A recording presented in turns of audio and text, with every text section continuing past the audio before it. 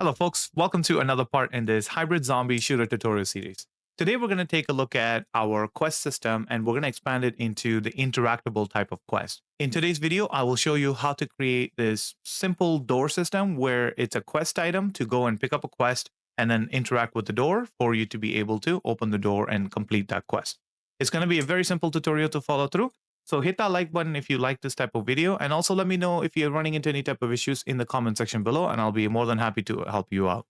But without further ado, let's get into the video now. Like every other quest, we're going to start with updating our data table with a interact type quest.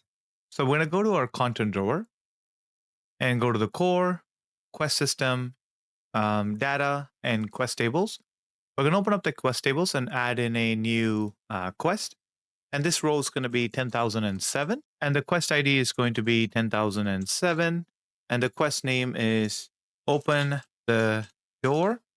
Help with opening the door to the lab. Something like this. We're going to make this into a side quest.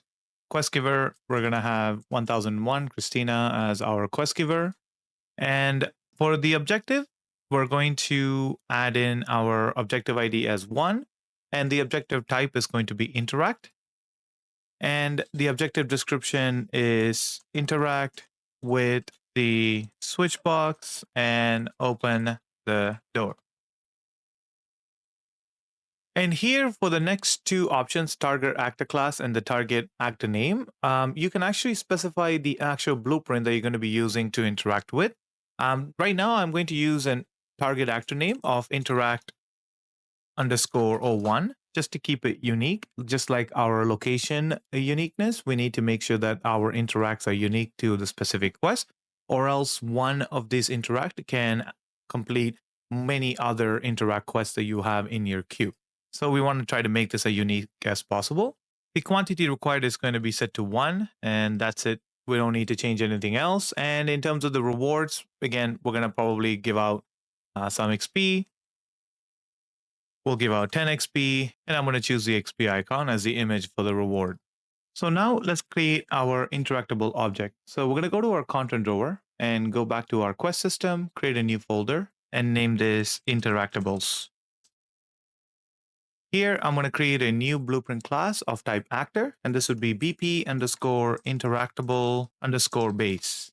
We're going to use this base class to do all of our functionality, and then the child will inherit from this, and then we can have different actor names set up for our child so that you can have separate interactables based on the target actor name.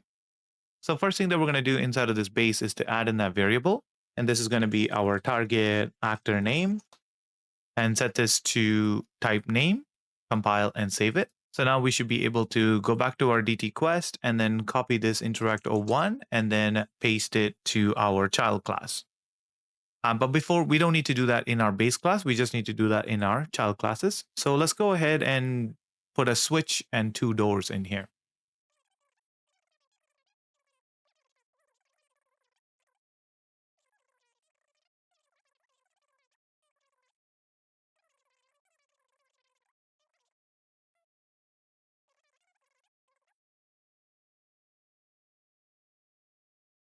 So in game, it looks like this. It's actually not that bad for the purpose that we're trying to achieve.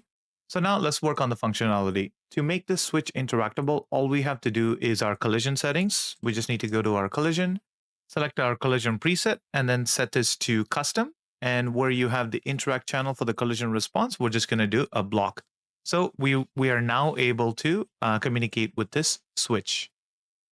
And to actually add in the functionality, I'm going to go ahead and delete all of these nodes. We're going to go to our class settings and we're going to add in our interface, our BPI interact interface. And we have our interact function that we can double click on this. And then now it's going to implement the interact when we communicate with this switch. And when we interact like normal, we want to now go ahead and get our player character and then get a reference to our component by class. And this is going to be our quest manager component. And here off of the return value, we want to now go ahead and report the objective completion. And let's go ahead and connect this to the interact. And here we want to set the target actor name. So we're going to go ahead and plug in the target actor name here, just like this. And the objective type, we're going to set this to interact. And in the DT quest, just make sure that this target item name is set to blank or else it'll fail. And for the sake of adding more visuals, I'm just going to quickly do 2 custom events. And this is going to be move door right. And the other custom event is going to be move door left. And both of these are going to run on a timeline. And this would be the move door timeline. And inside of here, I'm going to add a track for 3 seconds, add in a float track. First key node, I'm going to set this time to 0 and the value to 0. And the second node, I'm going to set the time to 3. That's our maximum time here. And then set this to like about 1. So the same timeline applies to the door left as well. So we're just going to go ahead and plug this into play. And now for the door right, off of this door right, we're going to get our world location first. We're going to split this pin. And we're going to add in the new track value to our x-axis, because if you look at the door moves on the x-axis left to right. And the left door, we want to move it to the left. So we're essentially subtracting. And for the right door, we want to move it to the right, and we're going to be adding to it. So that's where this add is going to come into play. Now drag off of this door right, and we're going to set the world location. And this new location, we're going to right click and then split it. And the X value, we're going to be connecting this newly calculated value. And the Y and the Z are going to be exactly the same. And then we're going to connect this off of update. And we're going to do the exact same thing to the left door, but instead of adding, we're going to subtract it. So we're going to drag in our left door, and we're going to get the world location, split this pin. Off of X value, we're going to go ahead and subtract it, this new value, and we're going to go ahead and set the world location of the door left, connect this as the target, and the X value is going to be this newly calculated value. Y and Z are going to stay exactly the same. And now after we report our objective, we're going to just call this move door left and move door right function. And in game, if I go ahead and press play, and if I now interact with the switch, you can see that the door is going to open. Now, the problem is we don't even have the quest, but we're able to open the door. So what I want to do is I want to use a Boolean to prevent this from happening. So I'm going to add in a new variable, and this is going to be named as isActive with a question mark, and then set this to a Boolean. And we're going to drag in the Boolean and do a get, and we're going to do a branch here and connect the branch to the execution pin and isActive to the condition here. And then only if it is active, then we want to go ahead and be able to open the door. So now if I go ahead and interact with this door, nothing's going to happen because this is technically not active. As of default, when the game starts, this is going to be inactive. So now we need to go to our quest manager and activate this door when the quest is collected. So we're going to go to our blueprints, quest manager. In our setup objective actors, we already have our switch for our go to location. We're going to just create a new function for interact where we're going to use this to activate that door. So let's create a new function, and this is going to be setup underscore objective interact. This is going to need an input. This is our objective data. And this is going to be of type st objectives. And first thing that we're going to do is we're going to get all actors of class. And this is going to be our interactable base class. So we're going to get all of our interactable base class. We're going to go through one by one. So for each loop, we're going to check the target actor name. So we're going to get target actor name. So that is our get target actor name. And we're going to compare it against our objective data. So we're going to break it. And here we're going to get our target actor name. And we're going to do an equal check.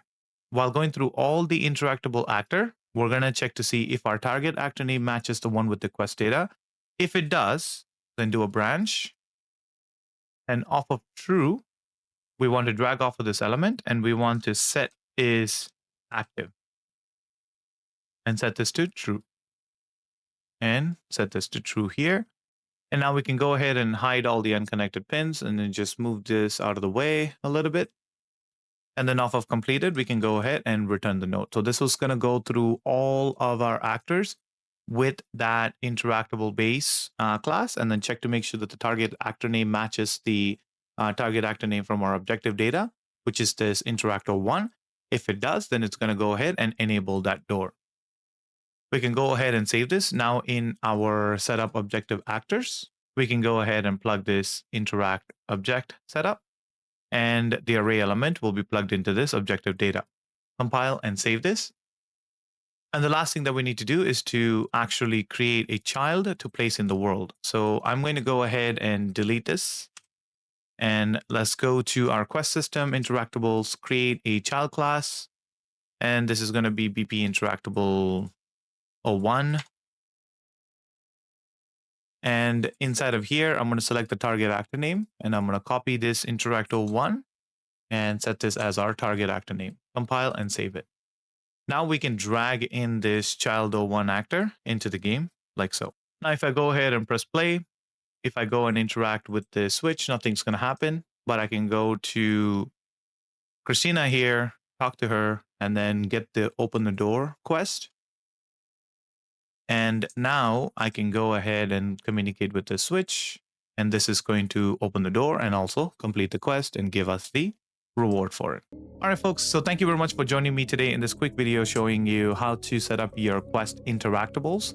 And in the next video, I'm going to show you how to actually do the quest pickup, where we're going to be going to pick up items as part of our quest. If you liked today's video, please hit that like button and also subscribe to the channel as we have more and more videos coming up soon.